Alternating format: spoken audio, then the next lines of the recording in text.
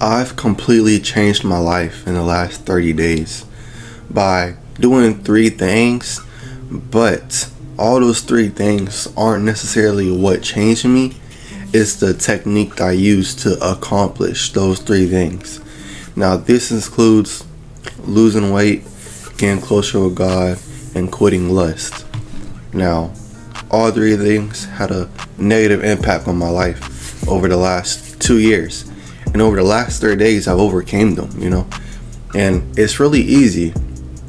It seems hard, but it's really easy.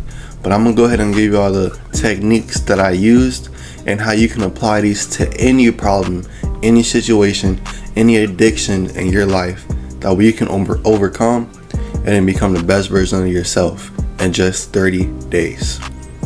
So first, I'm going to go ahead and start off with the goal. I don't say motivation and I don't say discipline is the key. You know why? Motivation is just waking up at 3 in the morning to do push-ups.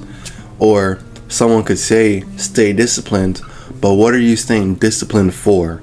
So I say the first thing is a goal. So the first thing you need is a goal by this time, and not I want to lose weight by this, or I want to make this much money by this. A goal would be, for an example, I'm going into the military, so I have MEPS. I had to lose 18 pounds in 1 month. That's a goal. 1 month, 18 pounds. Now that's an actual goal. Now that you have your goal, you can actually stay disciplined.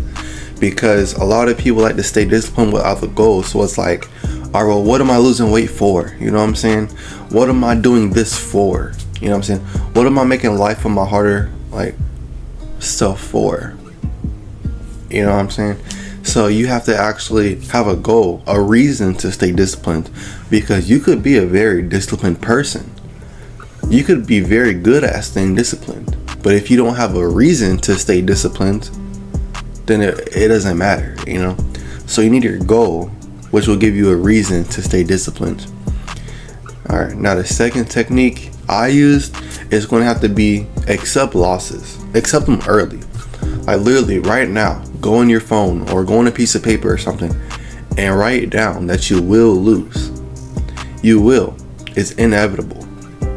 When you're trying to lose weight, you will go over your calories some days. You know what I'm saying? When you're trying to quit porn, you will fall back maybe once a month.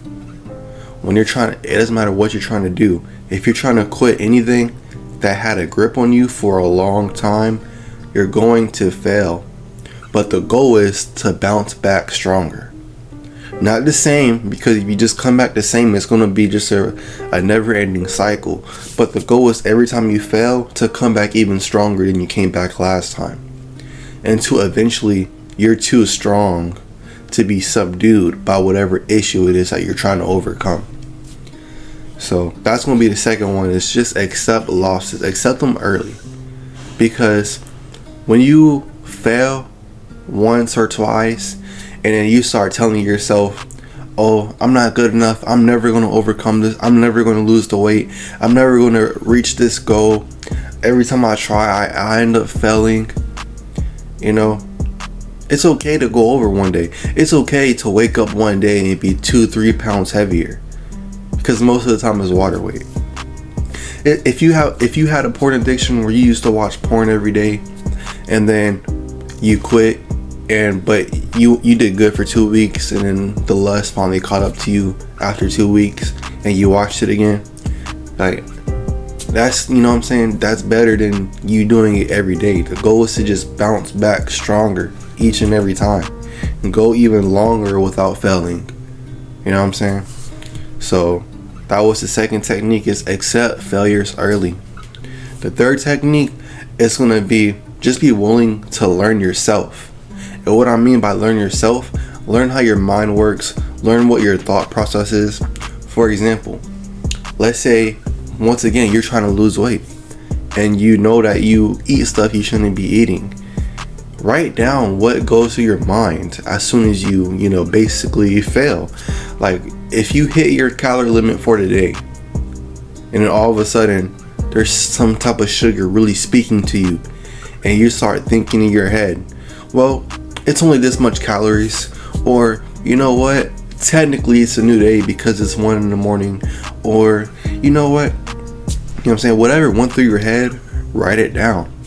That way you can go back to it and say, no, this is the excuse that I made that made me fail last time. And eventually you will run out of excuses to the point where you will be using the same excuse more than once, and you just have to hold yourself accountable. It's okay to fail, but not on purpose, not intentionally. You can't just, gaslight yourself into thinking it's okay to fail over and over again. It's okay to fail if you come back stronger and stronger each time, and you're actually growing and learning and improving. But if you just intentionally fail by telling yourself it's okay to fail because of this, or this, you're never going to see actual progress, actual growth, or actual improvement. So that was number 3. It's going to be learn yourself. Write down your the programs that go through your mind, what lies you like to tell yourself, what you think before you end up failing, no matter what it is. Number 4 is going to be, alright, so a lot of y'all like to think social media is really bad. Number 4 is going to be rebrand your actual social life. And I'm talking about what you consume. A lot of y'all like to say, oh, get off of social media, get off of social media. Social media is not terrible if you use it for the right thing. In the last 30 days, my feed, I don't use TikTok, I use Instagram, but my feed on Instagram has went from, OF girls trying to advertise and, video games and millionaires and all this. It went from that stuff to now I have Christian Instagram reels and financial and health. That's all I have. I don't even have motivation reels no more. I just have Christian reels, financial reels, and then health as far as losing weight, because that's what I've been doing, is getting closer with God and losing weight. So I have reels that's for that.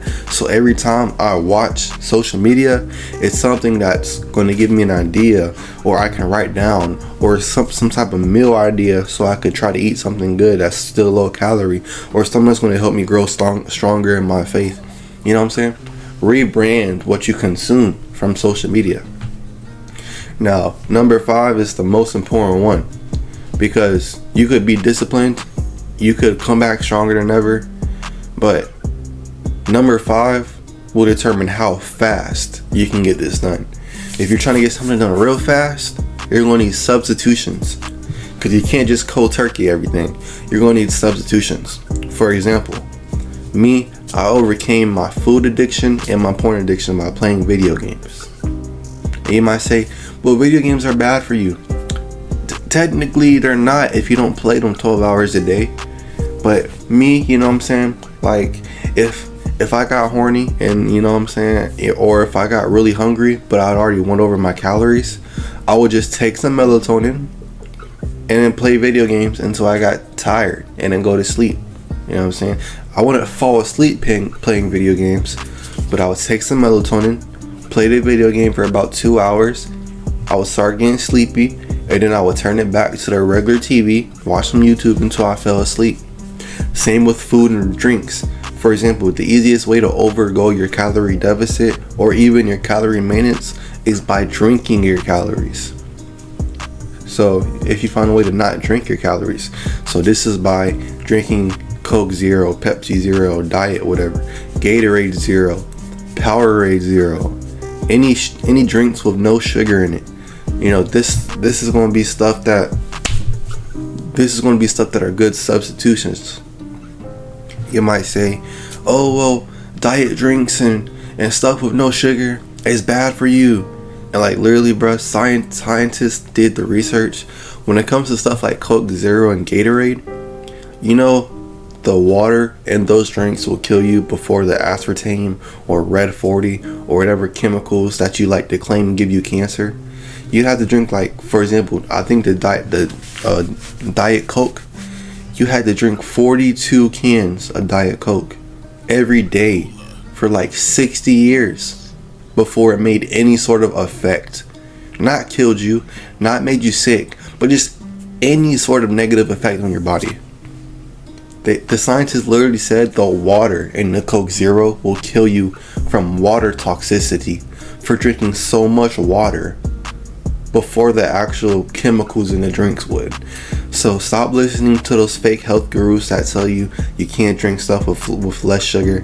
Make substitutions. Gatorade Zero, low fat cheese, low fat sour cream, low carb tortilla wraps. You know what I'm saying? You can make yourself a low calorie taco, man. That's how I lost weight. You can make yourself good breakfast. I'm telling you. It's all about making the right substitutions for everything, not just food. But once again, if video games distract you from overeating or from watching lustful content, or, you know what I'm saying, it doesn't matter what it is. Find something that distracts you. Find something that keeps your mind off of the problem. This could be anything. It doesn't have to be going to the gym. A lot of people like to say whenever, you're bored, just go to the gym. Like, not everybody just wants to go to the gym when they're bored. I lost 17 pounds without touching the gym. That's right. I didn't touch the gym. It was straight food, straight diet, straight just eat less calories than what your body uses. You know what I'm saying? You don't need a gym to lose weight.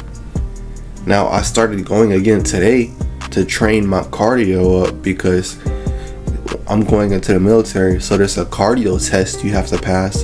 But if you're just trying to lose weight, you don't need to go to the gym. Now, if you're trying to bulk and build muscle, that's a little different. But once again, you have to take those starting steps.